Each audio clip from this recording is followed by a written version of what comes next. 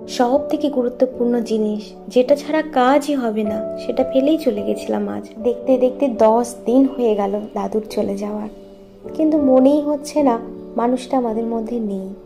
মনে হচ্ছে পাশের ঘরে গেলেই হয়তো দাদুকে দেখতে পাবো, ডাকলেই হয়তো হ্যাঁ যাই বলে সাড়া দেবে। কিন্তু পরক্ষণেই যখন ফাঁকা ঘরটার দিকে তাকাচ্ছি, মনের ভেতরটা কেমন যেন করে উঠছে। আজকে দাদুর দশার কাজ হবে, সেই জন্যই চলে এসেছি দেবরাজ ঘাটে। সব থেকে গুরুত্বপূর্ণ জিনিস ওই যে বেনা গাছ, ওটাই আনতে ভুলে গেছিলাম। তার জন্যে আমি আবার ছুটেছিলাম বাড়িতে। মানুষ চলে যায়, সে তো আর ফেরে না, তার স্মৃতিটাই শুধু রয়ে যায়।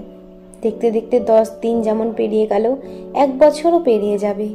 আমাদের জীবনও হয়তো আবার আগের ছন্দেই ফিরে আসবে, কিন্তু সেই মানুষটাকে আর শত চেষ্টা করলেও ফিরিয়ে আনা যাবে না। মাথা ঠুকে কাঁদলেও সে আর ফিরবে না।